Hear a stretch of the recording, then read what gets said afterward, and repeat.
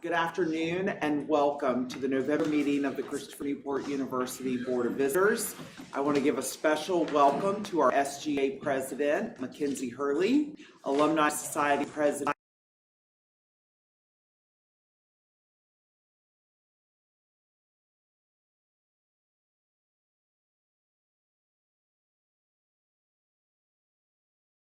today in our retreat. During our retreat, we spent a significant amount of time reviewing the strategic compass priorities and the draft goals and objectives. I think I can speak for the board when I say we were very impressed with the work that the teams have done and the documents that were shared. The 4 priorities include priority 1, advancement, the power and promise of an education embedded in the liberal arts. Advance and the power and promise of an education embedded in the liberal arts. Priority 2, connect with our community. Priority 3, create a stronger culture of inclusion and belonging. And priority 4, build a foundation to thrive. Each of these priorities have received significant attention, and the teams have worked hard to develop goals and objectives aligning with each. The teams have spent a lot of time engaging with stakeholders over many meetings, drafting numerous iterations of the documents. As outlined by the Governor's administration and their direction to the universities during the Council of Presidents meeting in April of this year, boards of visitors should discuss and approve a strategic plan, review metrics around the strategy, and review the plan annually. It was important for the board to really dig in on the draft plan and use their expertise and experiences in the private and public sectors to ask thoughtful questions and provide feedback. I am grateful for the board's time and attention to this initiative. Yesterday, we covered many topics, and some themes definitely emerged. We talked about what makes CNU special, including that feeling you get on campus, that sense of belonging, which can be hard to explain, but undeniable at the same time. We know CNU is special, but we need to let the world know. CNU offers every student a world-class liberal arts education, regardless of their major. We believe this is one of the many unique attributes that sets CNU apart. The board shared many great ideas, some of which for the inclusion in the plan itself, and others for the tactics and initiatives to implement the plan, which will come in the spring. The teams were very thoughtful and detailed in their presentations, and we greatly appreciate the work our faculty and staff have done to date on the strategic compass. I want to especially thank Dr. Bob Colvin for his leadership in this extremely important effort to set the course for CNU's future. Thank you, Dr. Bob. Yesterday, we also reviewed the university's governance documents. It is important that we regularly review the documents governing our duties and responsibilities as a board. We reviewed the Appropriations Act, the Code of Virginia, board bylaws, and board policies.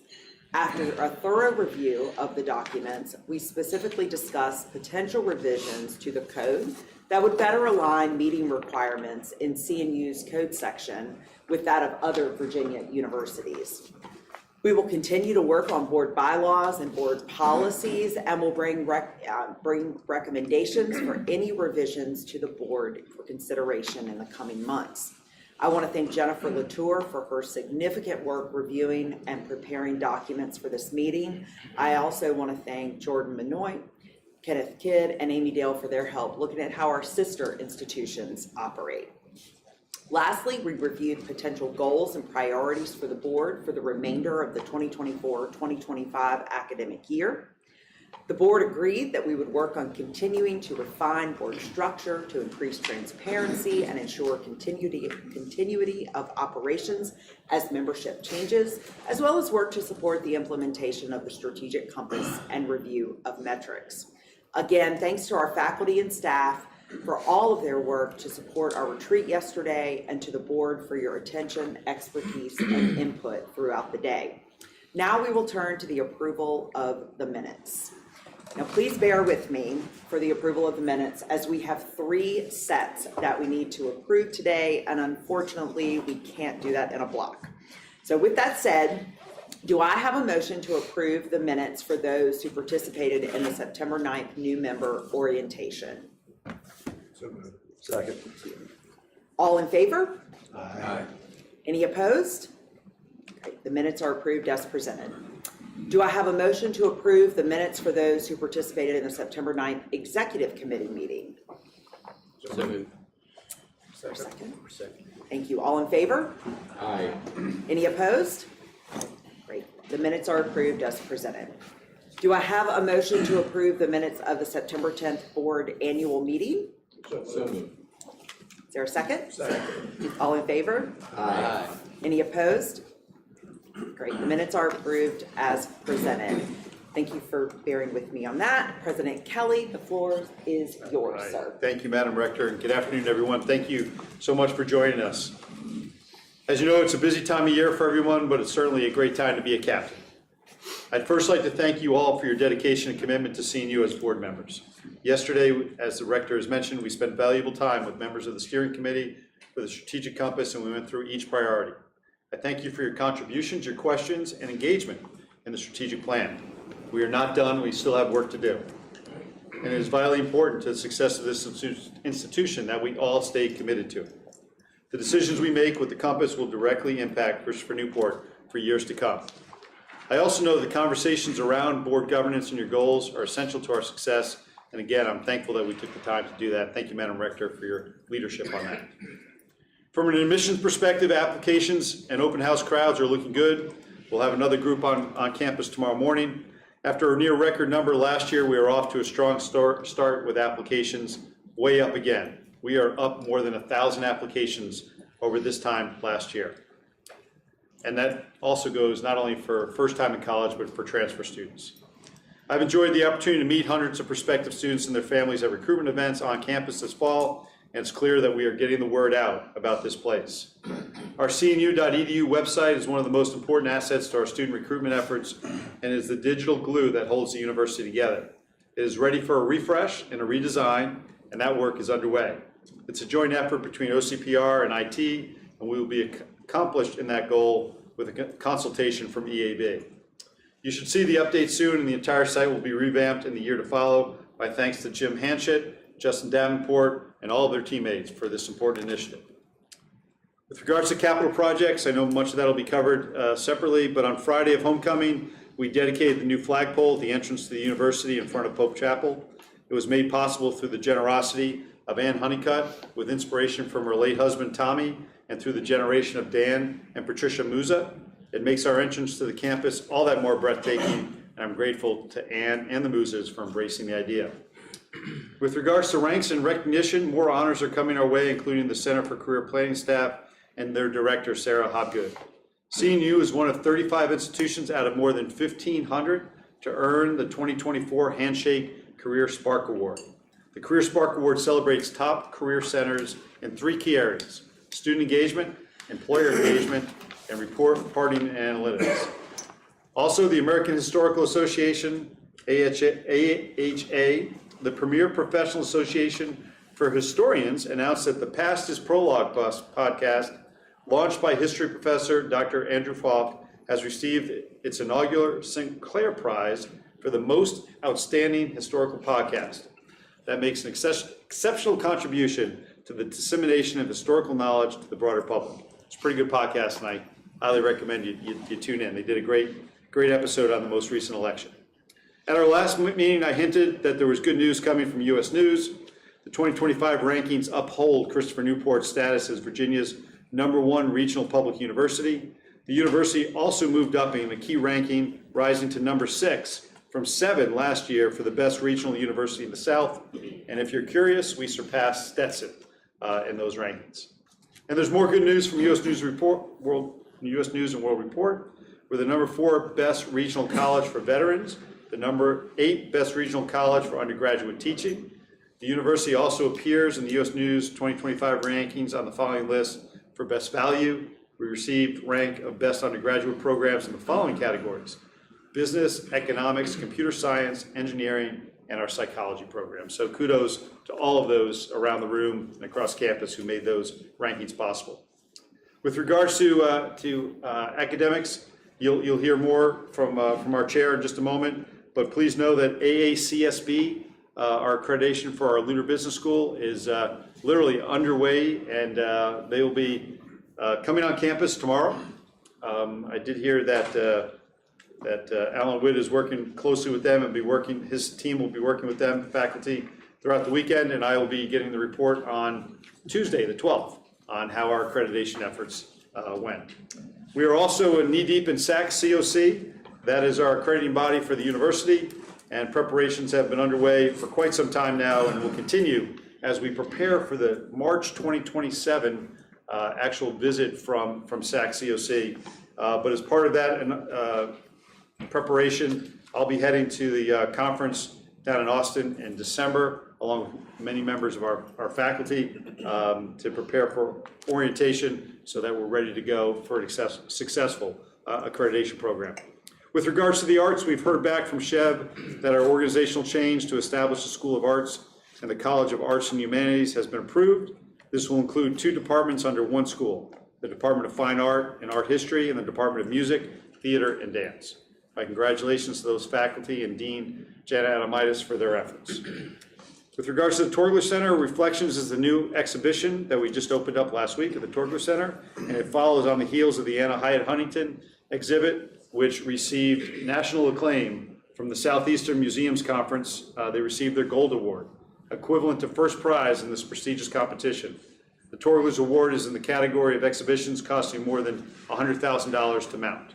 We're very proud of all the Torgler has accomplished in the past 3 years. And the Ferguson Center is turning 20. It may not look it, but it is turning 20. And we held the grand opening for the Lockwood Lounge that was formerly known as the Inner Circle Room. And Madam Rector will look to have a reception over there when we come back in February. This renovated space was made possible by Lee Lockwood, Captain for Life, 2007, who made the donation on behalf of his parents, Jim and Debbie Lockwood, and we are grateful for all that Lee continues to give back to his university. A few days after we opened up the lounge, we put it to good use as the Ferguson Center welcomed Diana Ross to the stage for a sold-out show. Let's just say she's still rocking it at 82 years old, or 80 years old, I'm sorry. But she was phenomenal, and I think everyone had a great time that night. And then to demonstrate how the Ferguson Center and the Torgler Center serve the region, the Ferguson Center hosted the Next Generation Storytellers Film Festival that attracted hundreds of high school filmmakers from across the Hampton Roads region. One of these participating high school students won a $16,000 scholarship to attend Christopher Newport University next year. We're excited about that. With regards to athletics, I know you'll hear more, but our women's soccer team holds the NCAA Division III record for most consecutive games without a loss. I hope I'm not jinxing them because they're playing tonight in the C2C semifinals out in Santa Cruz, California. You're probably wondering why we play out in Santa Cruz, California, but we can talk more about that offline. But they are at 83 games, and we're hoping for 84 tonight. When we do host the NCAA tournament, and I'm pretty confident we will since we're number 2 in the nation, if you're in the local area, come by and watch these ladies play. They are amazing, incredibly special young women and a great team. With regards to external relations and my role of getting out and about, I'd like to provide an update on my travels. Last year, I focused on listening and learning and being a little more internal than external. And now that we have our new VP for University Advancement in place, Richard Long, and Tom Kramer's position has evolved to include more external engagement, I've been focusing hard on building relationships, not only with legislators and community members, but also alumni, donors, and other friends of the university. I've traveled to Hilton Head, South Carolina, Richmond, and Northern Virginia on 2 occasions just this past month. I've met with Governor Allen, Senator Kane, Representative Scott, legislators, and many friends of the university along the way. I'm honored to spread the great news about this institution and invite people to be a part of the special things happening here at Christopher Newport University.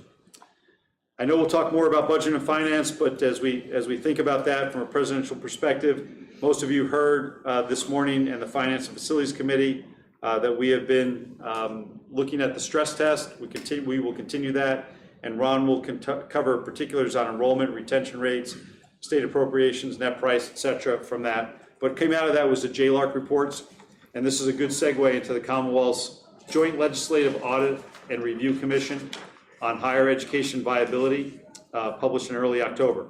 Again, I'll defer to Ron for details in his report, but I've encouraged broad distribution of the JLAC report among our campus leadership, and I encourage everyone in the room to take a moment to review all 3 of the reports that came out. Although JLAC reported CNU as having low risk overall, JLARC's overall outlook is worth repeating. The changing higher education landscape will require all but the most selective institutions to maximize efficiency, manage spending, and maintain affordability.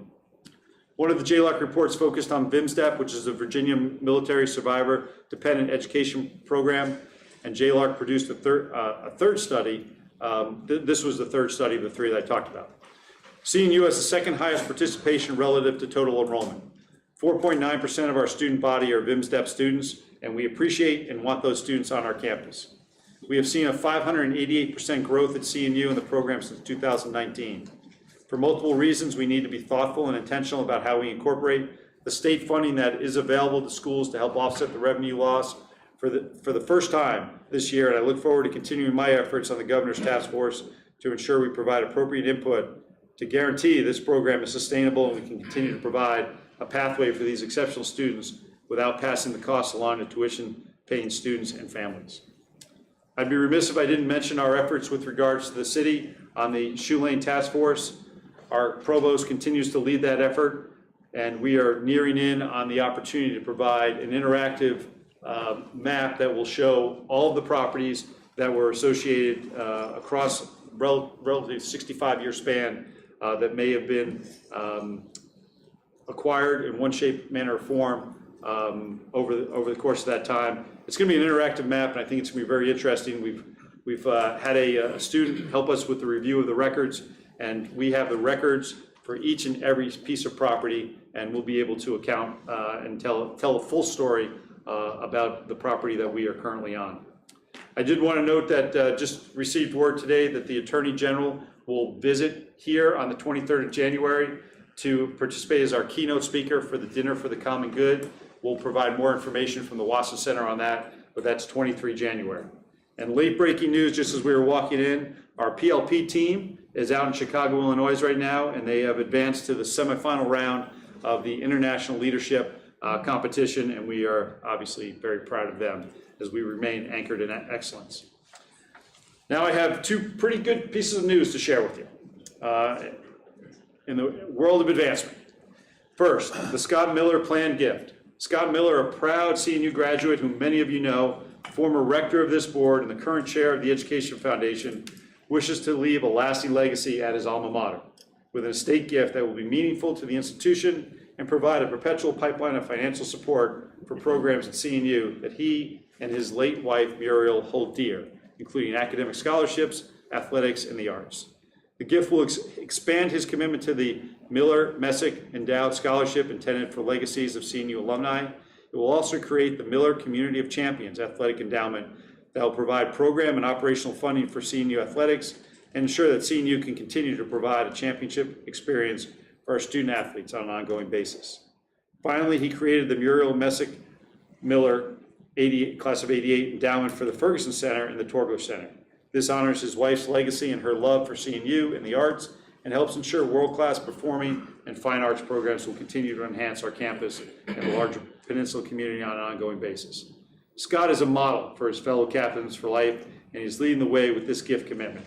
We hope this will encourage other alumni and friends of CNU to consider establishing legacy endowments that provide ongoing support and will enhance the university for generations to come, while also providing discretionary funding to be used for future initiatives and opportunities which we can only dream about at this point in time. So my thanks to Scott.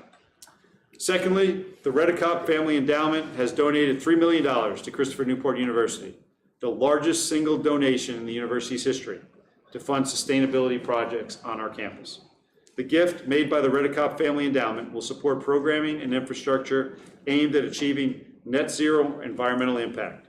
The endowment is led by the three Redekop brothers, including our leadership studies professor, Dr. Benjamin Redekop. The gift was made in honor of their parents.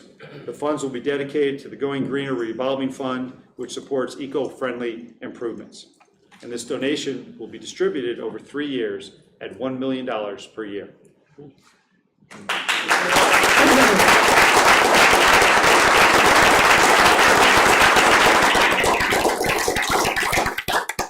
Madam Rector, I'm not sure I can end on a higher note than that, so I'll end it there. Thank you for the opportunity to provide my report.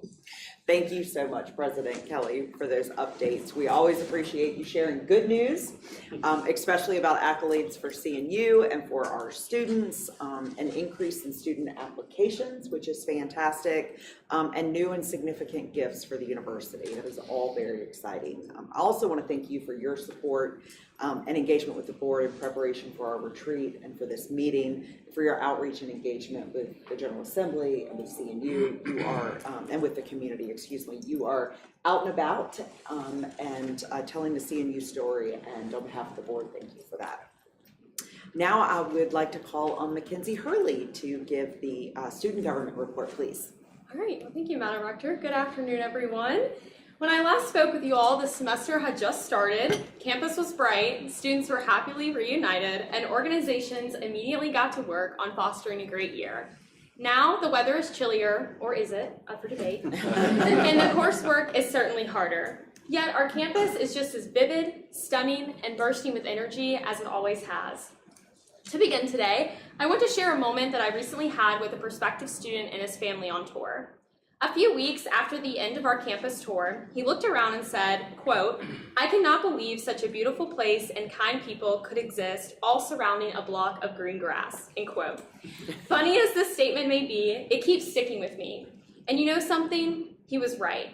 This place we all call home in different ways is stunning to look at, but it fills your heart with so much love and so much joy every day. Every day we get to head to class and see familiar faces, attend new events and meet our future best friends, or walk out of the DSU with the sun setting on the Great Lawn. These moments, these people, and this place is a treasure. And as we walk into the end of the semester, all of it will be cherished. Now, we can feel the energy of student life right now, and sometimes it may feel like a lot. This means that each one of us continues to look out for each other and encourage healthy conversations. As captains, we check in on each other, and we build each other up for successful futures in times when it may not feel like it. This could be a simple check-in and for coffee in our Einstein's Cafe, to catching up at the annual glow-in-the-dark a cappella in the Diamonstein Concert Hall. No matter what, we show up for each other and support in times we all experience, building those relationships that last for life. You may also know that students have witnessed several events put on by students, faculty, and the university since we last spoke. The Campus Activities Board drew in thousands of CNU community members for their annual Fall Festival on the Great Lawn.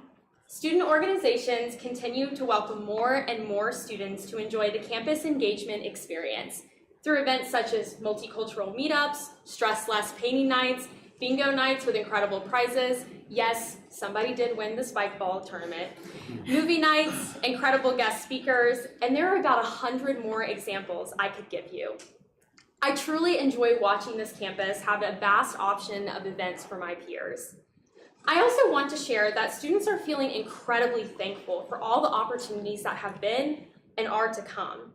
We got to hear from the Joint Chiefs of Staff, General Charles Brown Jr., and witness the nursing program make its way back to CNU.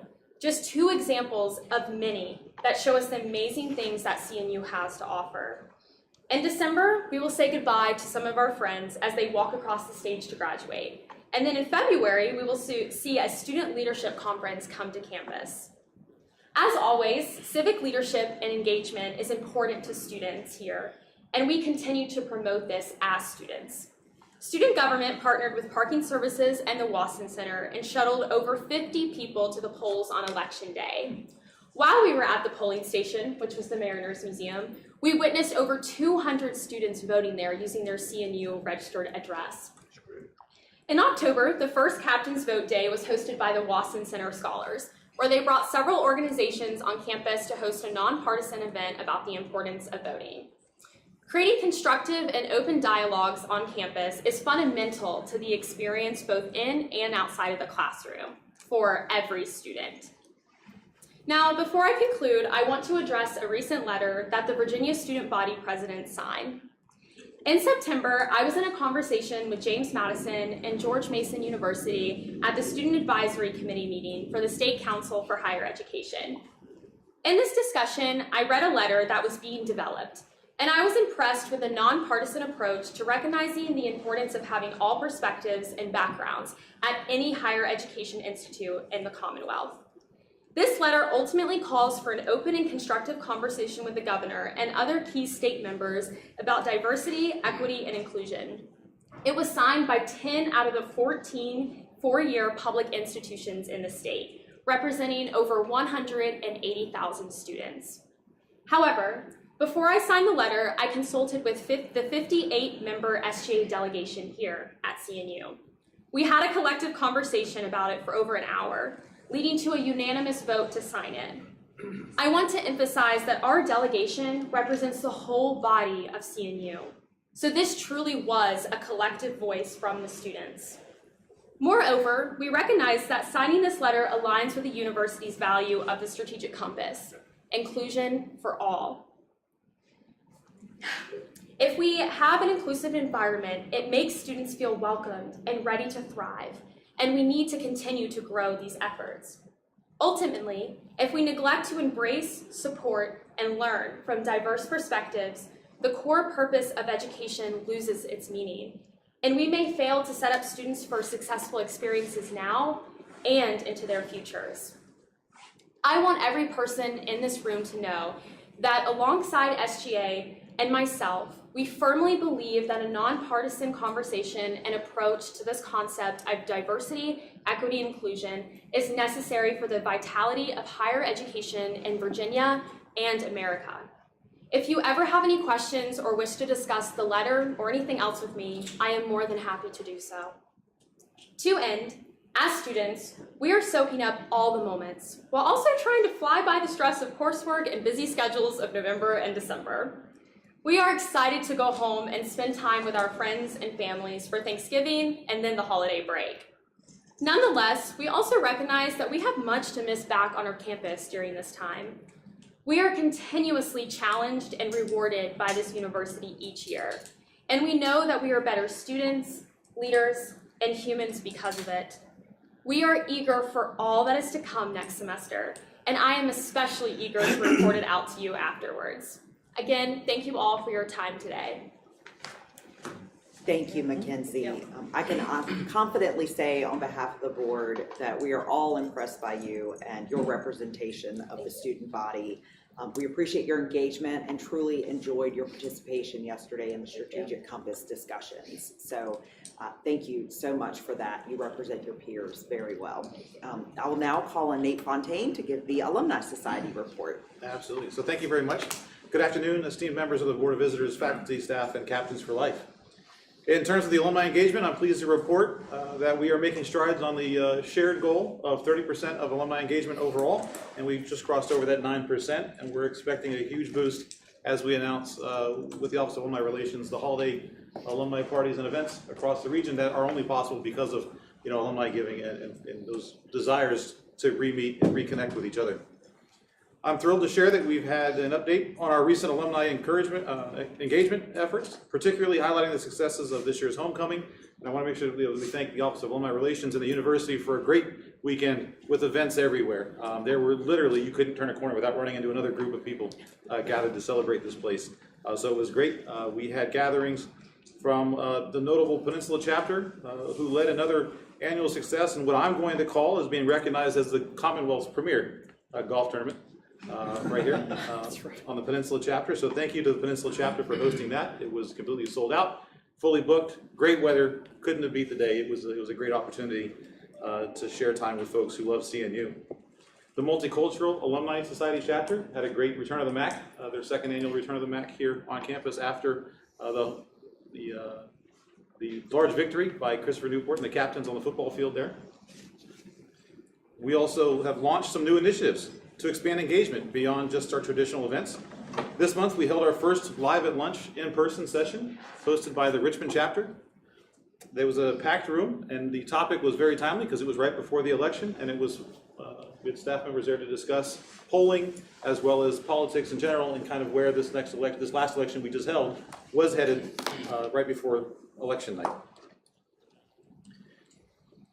Additionally, we've also released the first set of our Life After College Explained video series. It's now live on the alumni YouTube channel out there. These are gearing up for public relations to broaden that push out and increase those numbers, but this is an increase of what we've done in the past. We've had a great book put together for Life After Graduation Explained that every new Captain for Life receives. Now we're starting to convert that to a video series as well, covering topics from life insurance to vehicular insurance, how to rent, how to buy a home, all the parts of things that you need to know as you get ready to leave campus. Looking ahead, we have the sailing chapter is hosting an oyster roast tomorrow night at the Alumni House, and their parts to reconnect and rebuild the sailing chapter. Longer term, we're excited to get the final touches knocked out for our holiday alumni parties, so be on the lookout for the official notices, but I'll give you some sneak peeks. December 2nd will be the Peninsula holiday party, and it'll be at the Alumni House for the first time. December 3rd, DC Nova chapter will host theirs again at the Bellhaven Country Club. December 4th will be the Richmond. It'll be an alumni residence. December 5th will be the Roanoke, and again, another alumni residence. We'll skip a few days. We'll go to the 14th, which will be Raleigh in the Triangle area at an alumni residence, and then we'll end the series on the 17th of December with the Southampton at the Granby Theater, a great venue once again. So the holiday party, so if you haven't been, please go. If you've got festive clothes, please make sure you wear those for folks that have gone to the ones in the past. It's a great time. We're excited to welcome the new Captains for Life at the December graduation that's coming up, and we're very excited that this is a commencement activity and where we get to celebrate those graduating captains in full regalia and opportunity to congratulate them and send them off in a way that's more appropriate for their send-off. So thank you for that. Our plans are underway for CNU Day, and I want to make sure that I thank you all for your continued support as we work toward increasing alumni engagement and fostering the connections with our community. With each successful event, we're building the momentum and the pride among the alumni body, which only strengthens the captain's legacy.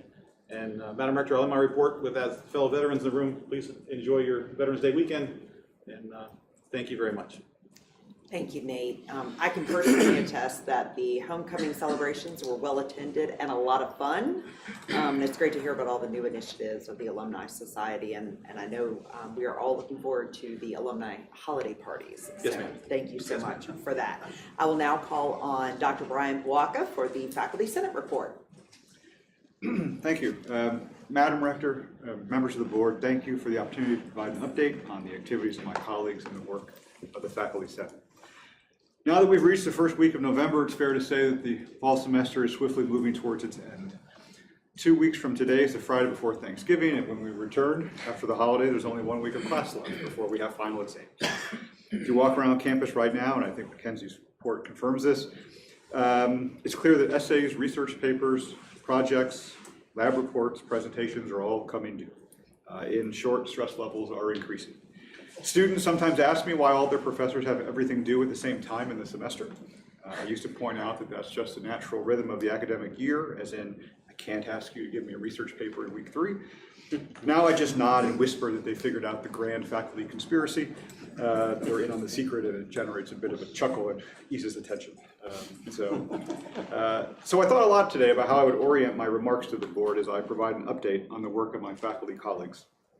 And in doing so, I reflected on a conversation I had last month with President Kelly about leadership. For all the years that I've worked at CNU and what seems like a lifetime of service on the Senate, I have to admit that I hadn't thought much about how faculty engage in leadership on a daily basis. Now, I'm no scholar in the field of leadership. Indeed, as a historian of education, I find myself greatly influenced by John Dewey and his ideas linking education with democratic citizenship. Nevertheless, I thought I'd orient my remarks about what I would call everyday leadership that I see guiding my colleagues and the Senate in our work thus far this year. As you well know, 2 of the Faculty Senate's goals for this year have been to build relationships with President Kelly and the board. And reflecting on this over the past couple of weeks, I've realized that what's going on is a broader transformation of how faculty engage with administrators. It has not always been the case at CNU that we all, faculty, staff, administrators, saw ourselves on the same page working toward the same goals. Over the past year and a half, I found my faculty colleagues increasingly come to understand that we are all in this together and that partnership is the best way to move forward. President Kelly deserves a lot of credit for this gradual and ongoing culture shift and his faithfulness to changing the narrative. I've spoken a lot about how the Faculty Senate and my colleagues more generally have endeavored to make him successful. I'd like to take a moment to thank him for helping us begin to shift our perspective to one that's more inclusive and more collaborative. In that, he's helping us be more successful too. I'd add that I've noticed the same change in my interactions with other administrators on campus as well, and greatly appreciate that. And so on this point, I guess I've come to realize the importance of inclusivity when it comes to my concept of everyday leadership, as well as what I might call as the humanities guy, the importance of being earnest. Oscar Wilde. I'm so proud of that one. So related to this, I think that the changing perspective I mentioned above has been driven in no small part by the strategic planning process that's also going on. Here again, the Faculty Senate has been actively involved in its work to represent the views of faculty faithfully and honestly. The process has been one marked not by fear and anxiety, although it can produce that at times, but by optimism and opportunity. We've had and continue to have really valuable conversations about our future, who we are and what we wish to be. And everyone's had a chance to contribute. I think that this has been a transformative experience for our campus, especially so for our faculty. We're asking them to engage, to debate, to discuss, and to consider how we best position CNU in a challenging, broader landscape. It's forced us to think about what we are really committed to, how we do it, and the value that it creates. And so in that, I'd add to my everyday leadership list, engagement, reflection, and pragmatism. I'm pleased to report progress on another Faculty Senate goal, which is our commitment to placing faculty in positions of leadership across campus. Most recently, we've seen this here at the level of the board, the Strategic Planning Steering Committee, the Policy Committee, and hopefully soon the Emergency Planning Group. As I've told President Kelly, faculty should be involved in all matters that affect their work, and it won't probably surprise you to hear me say that, to me, that's everything that goes on at the university. The Senate appreciates President Kelly's support and will continue to work with him on this priority. To my mind, this work invests new and meaningful responsibility in the university's permanent residents, that is, the faculty, and provides a perspective that has not always been considered. Consistent with the theme today, to me this highlights the importance of facilitating the empowerment of others and greater empathy. Finally, it occurred to me that one of the goals I never mentioned in relation to the work of the Faculty Senate is perhaps the most basic, and that is providing an environment in which faculty can thrive as teachers, scholar mentors. It's such an obvious thing that, frankly, we don't maybe think about it as much as we should. But the Senate certainly seeks to support all aspects of faculty life and make it a place where all of us can thrive. To return to John Dewey for a moment, his work deeply shapes the way I understand my role as an educator. He sees education as the foundation of democracy, and schools as having a responsibility to prepare young people to be democratic citizens. And so in line with that perspective, my colleagues and I have the opportunity to model the sort of engaged citizenship that we seek to instill in our students. That's true at all times, in the easy moments of the new semester, as well as the tougher moments of fiercely fought elections. We foster thoughtful and civil discourse in our classrooms and across our campus that is open and respectful. It's necessary for what we do and to fulfill our mission. And so to my mind, everyday leadership requires civility, personal responsibility, and a commitment to a greater good. I realize now that my remarks today are a little less fun than they usually are, although Oscar Wilde got me a chuckle. But I hope it reflects the seriousness with which my colleagues approach their important work. As we finalize the strategic compass in the months ahead, I simply wish to remind the board of the work of my colleagues and their quiet everyday leadership on our campus every day. Please allow me to close my remarks by expressing my gratitude to the board for the chance to speak to you today, for your service to the institution, and to working to strengthen the relationships that you all have with my faculty colleagues. As always, if you have any questions, I'd be happy to answer them, but thank you for your time. Thank you, Dr. Pawlaka. Your work and representation of the faculty on the development of the strategic compass is greatly appreciated. I also appreciate the opportunity for us to meet regularly and have open dialogue. You and your colleagues know the students and develop strong relationships with them, and I think that's one of the things that makes CNU so special. So thank you for that. You all may recall that at the September meeting, I asked if one of our board members serving on the foundation boards would give a short update on foundation activities at board meetings going forward, like we do with standing committees. So at this time, I would like to call on Kelly to give the Education Foundation report, please. Thank you, Madam Chair. I am going to report on the meeting we had for the Education Foundation on September 26th. just feels like it's a long time ago, but it was just right around the corner, or right back around the corner. We had student and faculty representatives in attendance. We had the CEO of the C Fund. We had a student government representative and faculty senate representative, John Camobroco? Okay, thank you for that. All right, we also had updates on contributions and other advancement activities. We had a presentation regarding the Community Captains Program, which is something that we also had last year in one of the committees. Brian Eakes, who is a member of the Investment Committee, presented the investment results. And for fiscal year June 30th, 2024, there was a 10.97% compared against policy benchmark increase of 11.02. Investments sat at 65 million. 52 million of that is the endowment. Spencer McDonald, the Foundation CFO, presented the audited financial statements. We also presented our audit committee report, and then he also presented the internal financial statements as of June 30th. Our next meeting is this upcoming week on Thursday, November 14th. That's great. Thank you so much, Kelly. The foundation, the Education Foundation does such important work, and we really appreciate the extra time and commitment to serve there and for that report. I'd now like to call on Larry to give an update from the Real Estate Foundation, please. Thank you, Madam. The Real Estate Foundation is also very active, as some of you probably see if you look down the street. Your meeting in September looked way back. I'm only 10 days ago. Oh. Our last meeting was just October 23rd, so we just recently met. As many of you know, one of the primary functions of the Real Estate Foundation is leasing of the rental space surrounding the campus. And from a Highwood Shopping Center standpoint, I'm pleased to report our vacancy rate is 15%. However, we've got some new leases going into effect, and that rate should be dropping very shortly to 6.5%. One of the big tenants going in that the students seem to have some interest in is the Houndstown Doggy Daycare. And so they have leased the space, and I understand there's some students who are very interested in working with Doggy Daycare here going forward. As soon as I'm leaving. In addition, we've got a new deli, New York Deli is going into the space in Highwood Shopping Center. And finally, on sort of a concerning basis, Highwood Pharmacy is having some difficulties in their business model. And so we're working with them on their existing lease to see if we can work something out there so that Highwood Pharmacy can continue to stay there.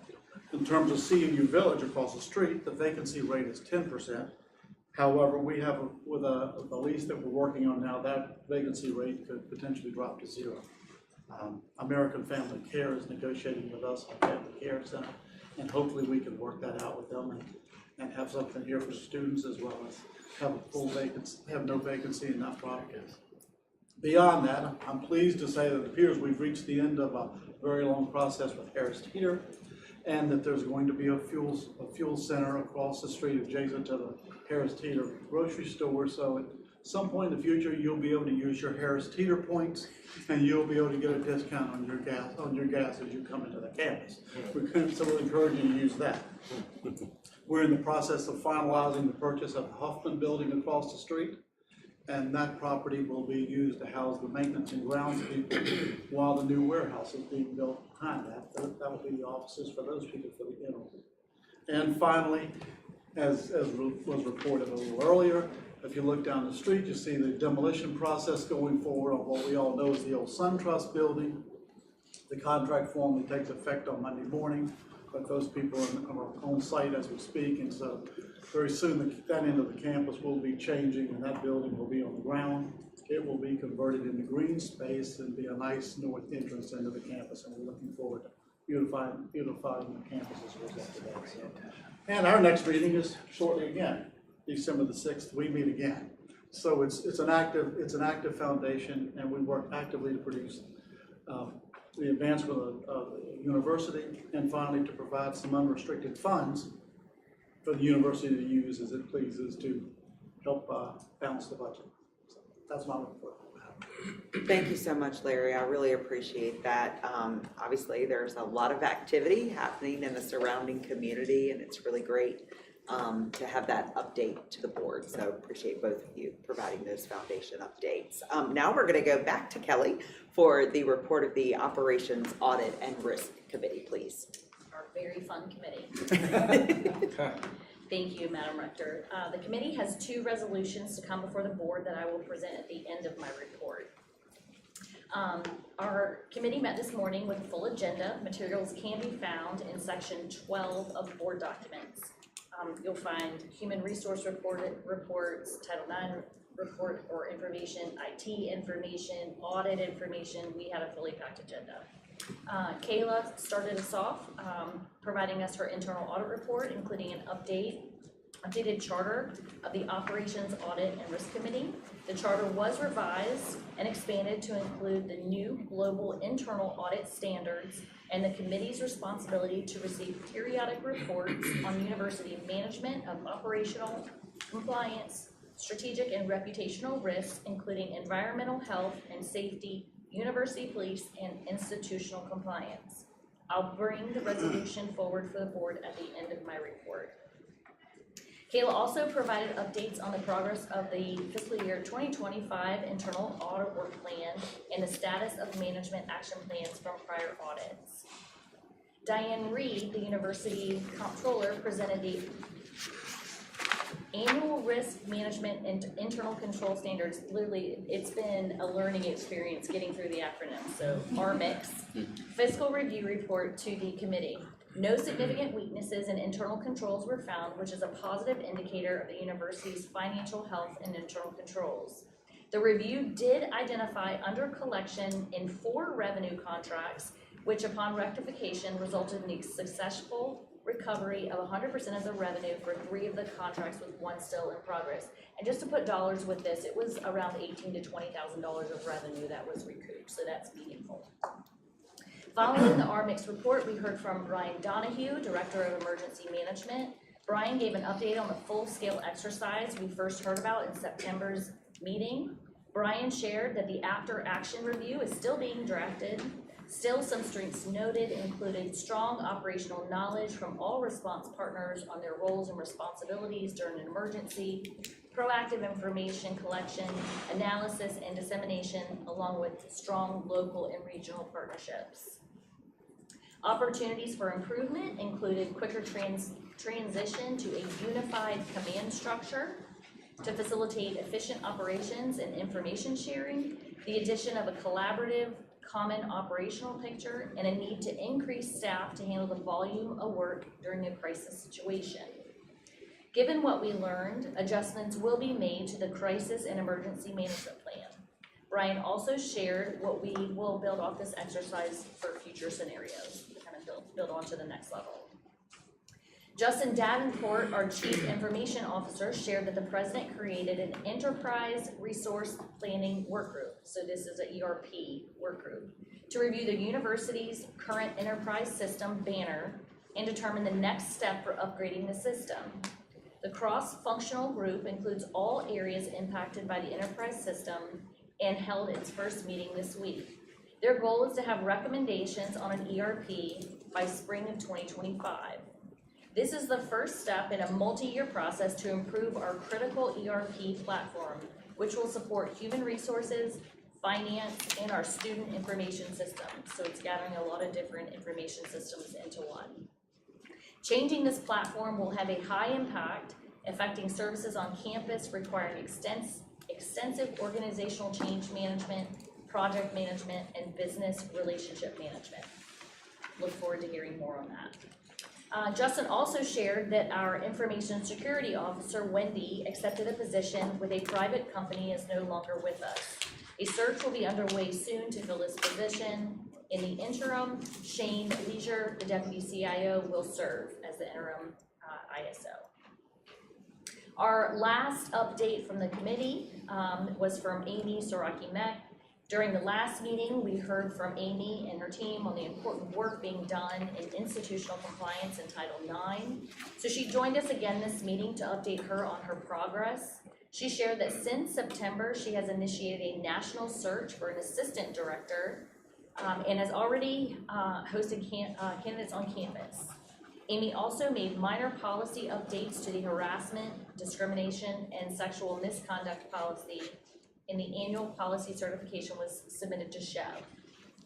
Lastly, the Office of Institutional Compliance has worked closely with our Clery Compliance Officer on issues related to this compliance, including assisting in reviewing annual security report before it's published. Whew.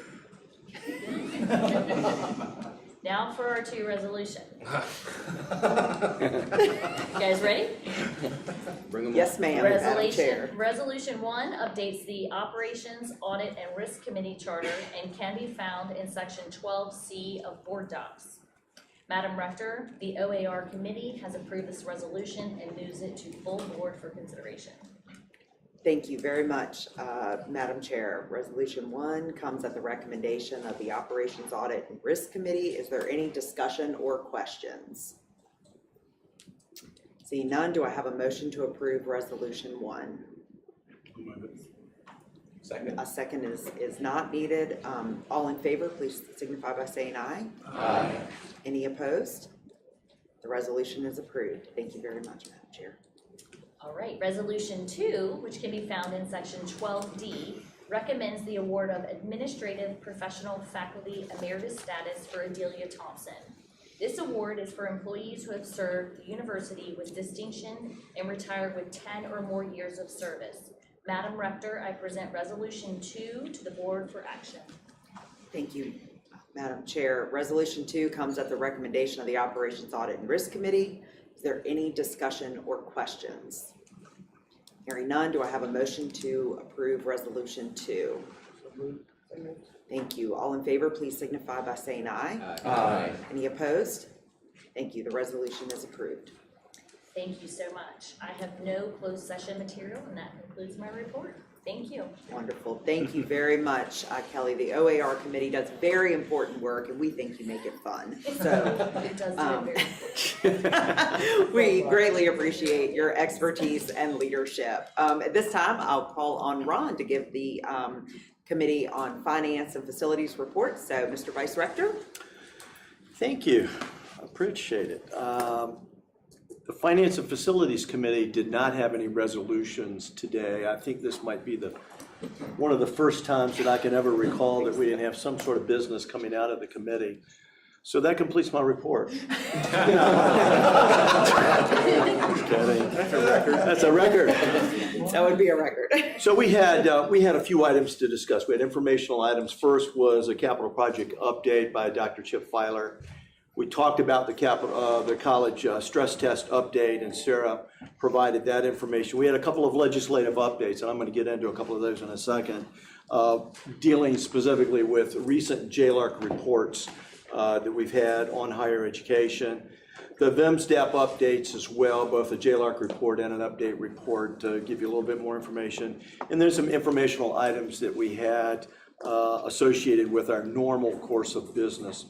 So in terms of the capital projects, we did receive an update on the Science and Engineering Research Center. It's on target. It's slightly ahead of schedule.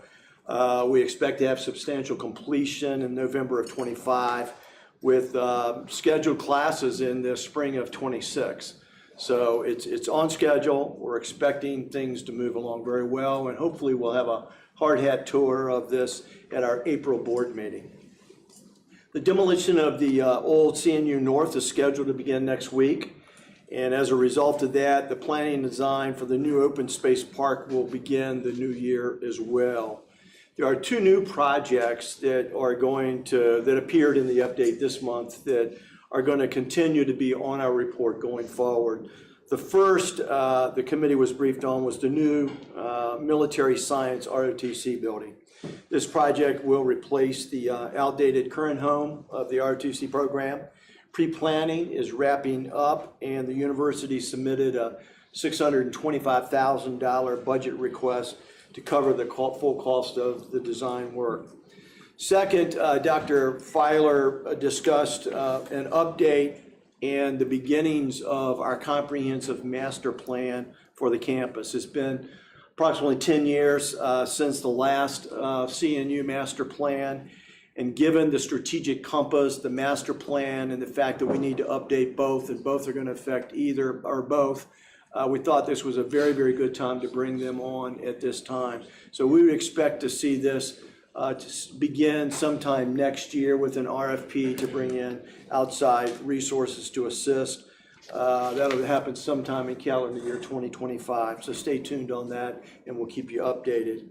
In terms of the finance items, we had a very interesting update on 4 finance-related topics. The first was the college stress test, which Sarah discussed in length, and then 3 recent JLARC reports on institutional viability. There was a companion report on higher education spending and efficiency, and then one on the VMSDEP waivers. Much like the fact pack that we've seen before, these reports are a wealth of information and reference documents for important items that we need to know as a board and as a committee to understand the efficiency and the operations of our institution as compared to other institutions within the Commonwealth and nationally. Overall, the takeaways from the updates, bless you, are really affirming things that we already had a sense of where we stood on these factors, but it is something that we will stay in front of and things that we will receive reports on a regular basis. Without summarizing these reports in great detail, let me just throw a couple of takeaways that we had on it. I think we need to keep in consideration the net price of the college cost to our students and families, and not considering just our list price. We've reduced our net price more than any other Virginia public institution over the last decade. That's a fact. It's something that we need to be aware of, and we need to be also proud of as we discuss these issues with the policymakers that are outside of this area. If there's a theme, I think it's enrollment. Those are the issues that drive the bottom line in so many of our programs, as well as our financial wherewithal at the institution. So it's something that we're staying very closely attached to, at least on the Finance Committee as well. Then after we get them, then we need to keep them. I think that's the other issue that's important, is that once we attract and retain or attract students to come to CNU, we need to keep them here through the full term of their engagement with this university. That retention makes a big difference. And then after we keep them, after we get them and we keep them and we graduate them, we need to keep them in the area as well. I think that's another one of those important things that we've been talking about. It's in the strategic compass in terms of the areas that are important, but it is something that works well for this institution as well. Christopher Newport's circumstances is really so different right now from the very, very large universities in Virginia. If you were to look at the data in the JLARC reports and you were to look at the size, the enrollment, the funding, the endowments, the programs that they offer, there are 6 universities that are situated here and another 7 or 8 or whatever the numbers are that are outside of that top 5 or 6. We're different than those top 5 or 6. It's important that the policymakers understand the value of a liberal arts education provided by institutions of our size in Virginia. And that's something that the data itself, and if you read just the JLARC report, is just discussed in terms of what that means from a finance standpoint, from a data standpoint, but it doesn't look at the results-oriented actions that occur out of a mid-sized or a smaller university such as CNU. So that was one of the other issues that I saw that was important that we understand. And as we discuss the future of this institution with policymakers, we make sure they understand why CNU is different, why it's unique, and why it needs to continue to operate and be funded at the levels that it is going forward. Likewise, I think we're fortunate to have President Kelly and the team continuing to advocate and maintain our key relationships in Richmond. I know it's important. I know how important that is, and it continues to be on the forefront of our thought process. Regarding the VMSDEP waivers, it now remains to be seen what's going to happen this next legislative session. There was a lot of discussion that took place last year that came back in session. The governor was involved, the legislature was involved. We received some additional funding, But the policy issues that were surrounding this were a function of college presidents, a commission that was established, and a JLARC study. So there's a lot of information in terms of what are the options moving forward. That is in front of the legislature and the governor at this point, and I suspect we'll see something this legislative session come out to begin to address the policy implications. This is an underfunded mandate. I said unfunded earlier, and I was corrected, which is correct. It is a mandate that is required. We do support the program. We support the activities associated with it. We want these students, but we also need to be funded in ways that continues to support the program at the level that is expected. Shifting gears to procurement and CNU's annual SWAM fair that's coming up in another week. Is Willie Donaldson? Yeah, good. Willie's going to be making a presentation as well at the SWAM fair.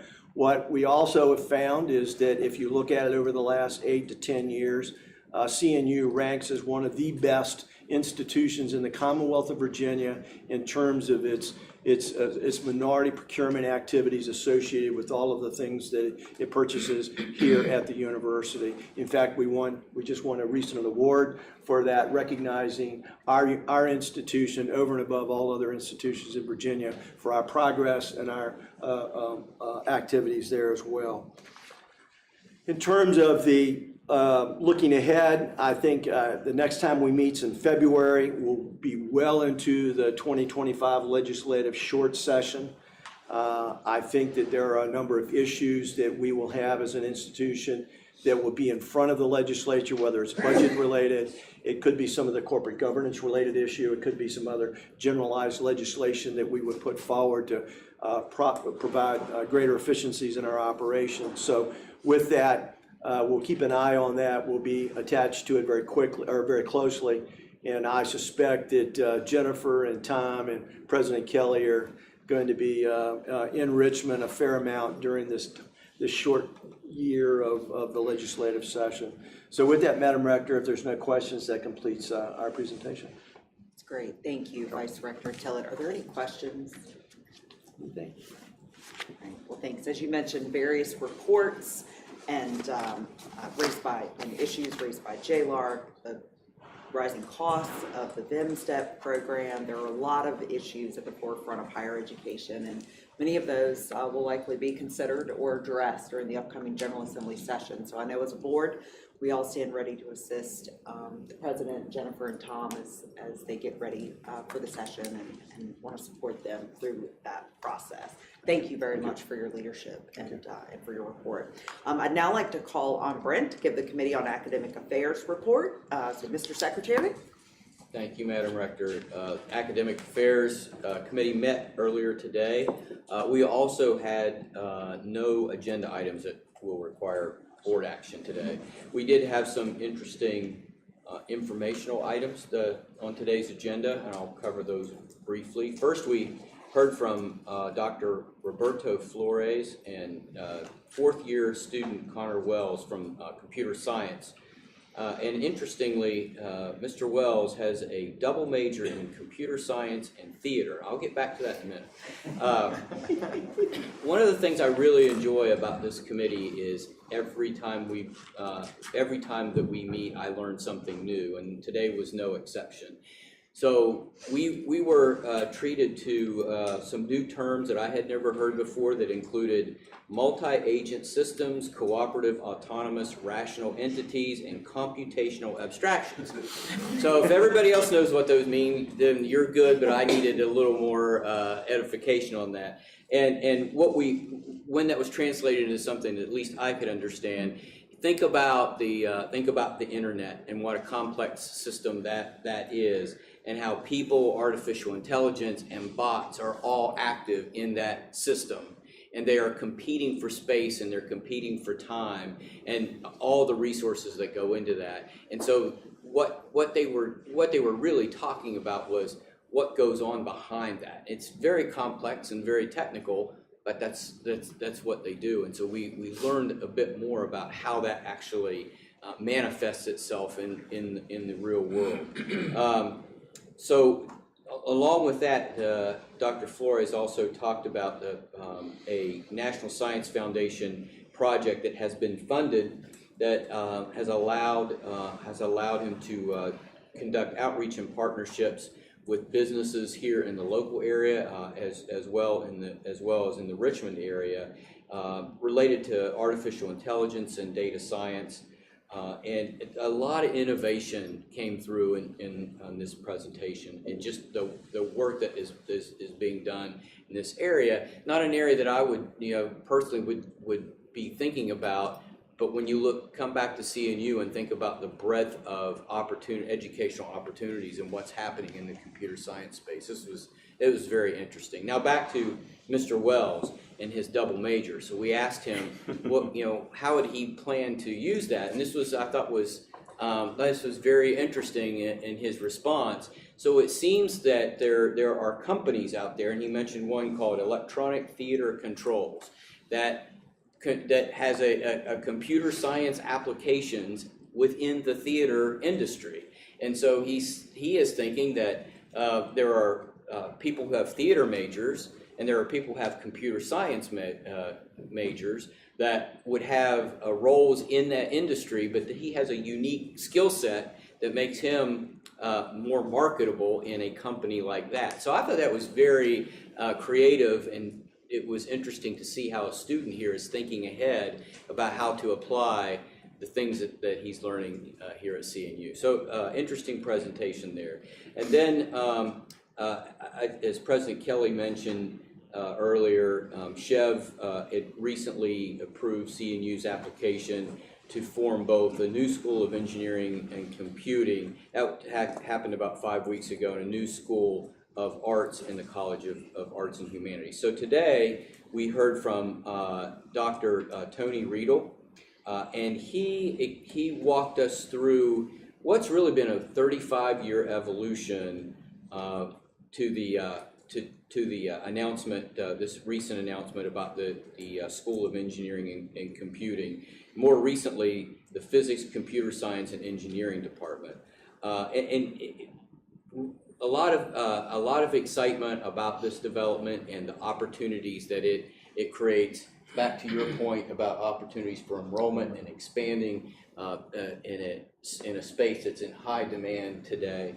And he mentioned that while engineering has been a component here, has been an opportunity and something offered, because of the way it was structured, it was perceived that it was almost a niche function. And he said, while that wasn't true, this latest development has is allowing CNU to highlight engineering in a much higher profile way. So the school will be offering electrical engineering, computer science, cybersecurity, information science, and physics. And this will also support the ability to expand research opportunities in the engineering space. He noted that there had been strong feedback from the business community related to this development. And he also pointed out that CNU is in a unique position because of the geographic location and all of the opportunities that are here, because of the businesses that need engineering support right in this market. And he said that he gets calls from time to time from NASA who need a student to come down and support them. And so that is something that nobody else who offers engineering in Virginia has, and is something that can be marketed. And he also talked about the next step needing to be his interest in adding mechanical engineering as a function within engineering. So a lot to be excited about there. Fits in with a lot of other things that we're talking about. And then the other thing that we talked about briefly today,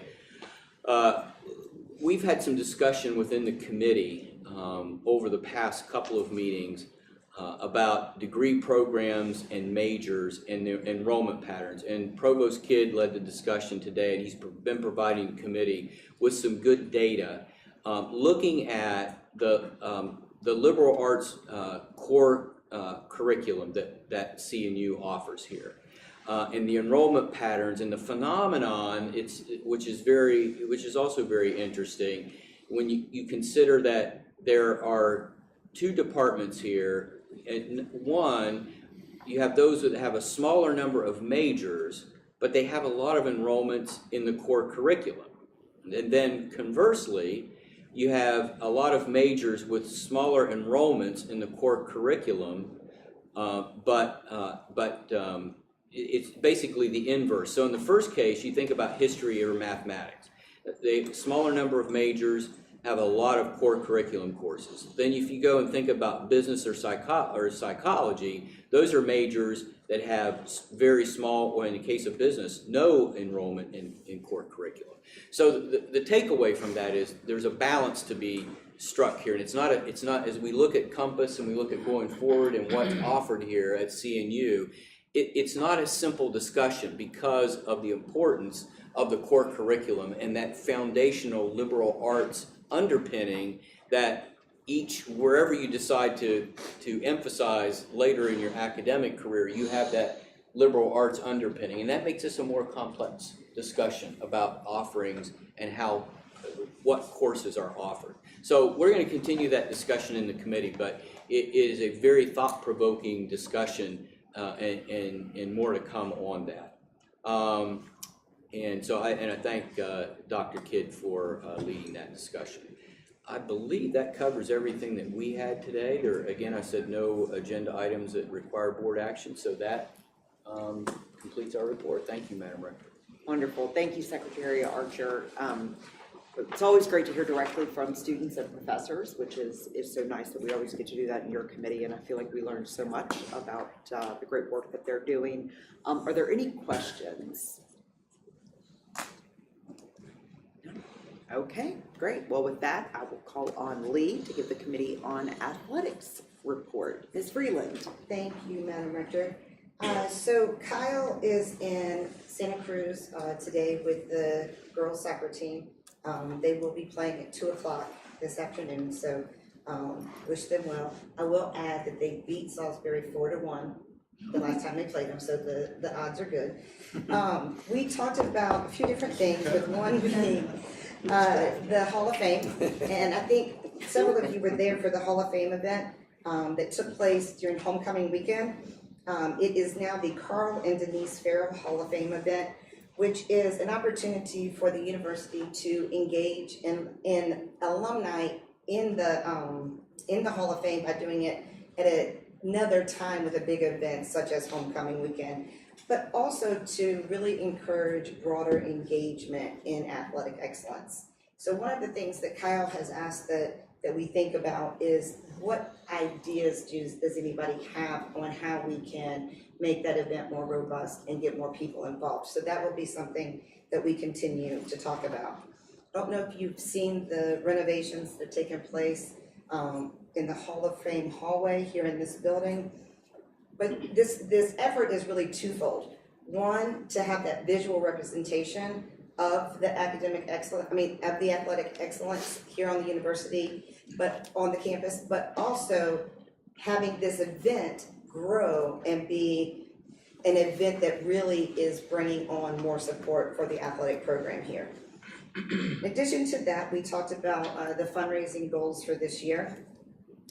This year we have a goal of 1.5 million. That is broken up as 900,000 going towards sports specific funding, 300,000 going towards unrestricted, and 300,000 going towards an endowment fund. This is the first time that endowment fund has been set, a goal has been set for the endowment fund for athletics. And I think they're off, to a very good start, have raised over 300,000 for the sports specific, 150,000 for the unrestricted, and 50,000 towards the endowed fund. So they're off to a great start with that. And we will continue to explore ways where we can increase the funding opportunities. Conference membership update. So it is going to continue to be a struggle to find a conference that, in fact, Kyle refers to it as a traditional conference home. And therefore, the coaches are utilizing a lot of their resources and time to make sure that they're able to pull their schedules together for each season. And I think that the decision has been firmly made that we will not continue down the path with the Texas schools. He did mention that Vermont State, is that the right name? Will be joining the conference, and so that seemed to be the more prosperous route in terms of travel and everything else that would be involved in bringing on schools from Texas, except that maybe Boris might be able to catch a game every now and then down there. So the last thing we talked about was the JLARC report, which we've talked about several times over the course of the last 2 days, and just wanted to highlight a couple of things there. One that Kyle highlighted as being a focus moving forward is how intercollegiate athletics are funded and its impact on the cost of education in the Commonwealth. So he thinks that that will continue to be something that is highlighted if you were in the athletic committee or in the finance committee. It was brought up both times then, the funding that is built into the student fees and how much of that goes towards the athletic funding. Sarah, was there anything else that you wanted to add to the JLARC report? That's great. We had a very quick meeting. Kyle was on Zoom with us this morning. It was 6 a.m. where they are. And he even had a sports jacket on, so we were all very impressed with his look. But that was and pants, yes. He did. We can thank Kelly for bringing that up as to why we even know it. But I just wanted to his but that concludes the report. We were able to get through a lot quickly in the 45 minutes that we had, and so everybody tune in at 2 o'clock. Well, no, we'll still be here. No one tune in. We'll be focused on this meeting, but we will get updates maybe after the game begins. So thank you, Madam Rector. Thank you, Madam Chair. I know we have a lot to be excited about when it comes to the success of our athletic teams, but I know there certainly comes some challenges around the conference, and so appreciate all the work you all are doing, working with Kyle through all of that. Now I'd like to call on Boris to give the Committee on Student Life report. Mr. Robinson. Thank you, Madam Rector. I do have a question. We did a revision of our student life charge. Is that something we have to do a resolution on? Because we voted to approve it.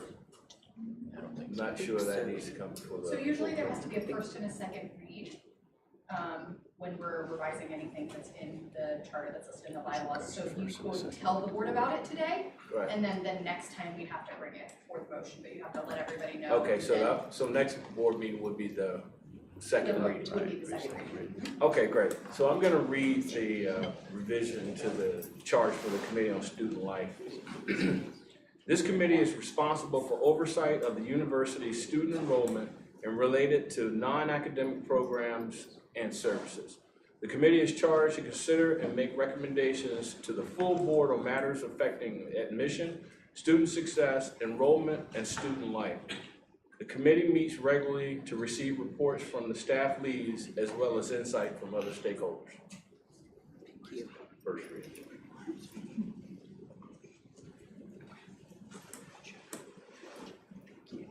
We're good? Thank you, sir. Okay, Please so continue. I'll go into my report now, and this is something that President Kelly spoke to, but recent investments in the freshman admission, including recruiter positions and proactive admission initiatives, are paying dividends early in the current admission cycle. After near record numbers last year, 23 to 24, applications currently up 49% compared to this time last year. And also funding from two SHEV Pell Grants initiatives have been used to remove application and enrollment barriers for our low-income students, Virginia students, to attend Christopher Newport and to accommodate a larger number of early college awareness and access group visits on campus for pre-college programming. And we encourage getting the word out about Christopher Newport, obviously. And we are generating interest in visits on campus and applying for admissions. Enrollment yield will continue to present a challenge, obviously, because of the competitive nature of the recruiting market. From the enrollment, student success and initiatives, once again, President Kelly did talk to us winning the 2024 Handshake Career Spark Award. And that program connects 75% with over 950,000 employers. CNU also ranked 7th in internships by the Princeton Review. Internship opportunities on Handshake have increased significantly, highlighting our commitment to work-based learning and student career prospects. Work-based learning, internships specifically, is a primary focus of the Career Center. We also receive a $100,000 SHEV grant in supporting 51 students with internship expenses. We aim to secure more funding to assist additional students. Board advocacy, obviously, is always important, and we welcome any support that we can get. On the transfer enrollment, President Kelly's challenge to increase enrollment has led to an increased effort with the Virginia Community College system campuses and more opportunities for transfer students to engage with Christopher Newport University. These initiatives have resulted in a 40% increase in spring 2025 applications and a significant rise in admitted students, reflecting our success in attracting more transfer students.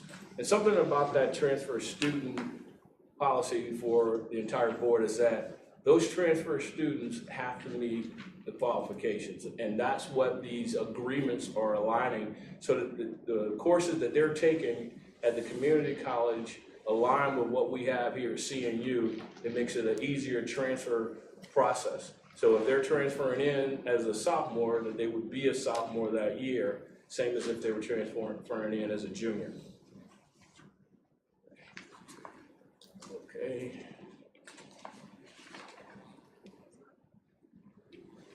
And then I will talk to student affairs. And based on the guidance from the Attorney General, we've updated additional policies related to posting, chalking, distribution of materials. Policy 7002 and policy 7003 were adopted to delineate obligations and responsibilities for campus and non-campus constituencies. Data continues to show that students are unprepared, and this is something we talked about earlier about entry, that some of the students are unprepared and need a great deal of support academically and socially. Requires more life coaching and a little bit more hand-holding. Obviously, Christopher Newport is good at that, but just making sure that we recognize that that's something that we would have to continue to do. And then emergency response protocols were outlined for mental and physical health concerns, and also how the clinical interventions work. If we have a student that's having a problem, obviously we try to handle it within the campus if we can. If it requires additional help, then they will be escorted to the additional help. But at that point, if we end up taking it to a hospital, then the hospital has the say on whether they return to campus or whether they need to remain at that facility. That ends my report. Any questions? All right, thank you, Mr. Chairman, really appreciate that. Very excited about the increase in applications, and we just hope you will continue to come back with lots of good news about how that is going. The big piece is getting the yield. The Great yield. having applications, getting people to say, when we say yes, getting them to yes. That's right. Thank you. All right, at this time, I'll call on John to give the Committee on University Advancement report. Mr. Lawson? Thank you. The Advancement Committee met yesterday and welcomed the Faculty Senate Representative Michael Mulryan and had guest speakers Dean Nicole Guajardo and Ian Connor. We started this a couple of years ago, and we really get some great testimonials from both faculty and students about the experience and how it's changed their experience here. We hear time and again how powerful it is for our students to engage in experiential learning with other students, faculty, and community partners. The advancement team under the leadership of Richard Long has raised over $10 million and after only 2 quarters towards the $12 million annual goal. We expect that the advancement team will have continued success throughout the calendar year and into the second half of the fiscal year. As a leadership board at Christopher Newport University, it is vital for us to philanthropically support the institution's mission and priorities. If you haven't already, be sure to contact Richard Long and the advancement team about how you can support CNU, because we really do need 100% participation. Give to your ability, stretch gift hopefully, but we have to have 100% participation if we're able to go out in the community and ask for support. Madam Rector, there are no other items for closed session. That concludes my report. Wonderful. Thank you, Mr. Chairman. Thanks for all that good news. Excited to hear we're so close on our goal. At this time, I'd like to entertain a motion to enter into closed session pursuant to the Code of Virginia, Section 2.2-3711 for the purposes of personnel. Would everyone please leave the room? Oh, yes. So moved. Second. Thank you. All in favor, please signify. Aye. All opposed? 5 minutes to the board. Okay, we're gonna get 5 minutes, quick 5-minute break, and then for those that come back into the room, just members of the board, the president, the provost, and the legal counsel. Thank you.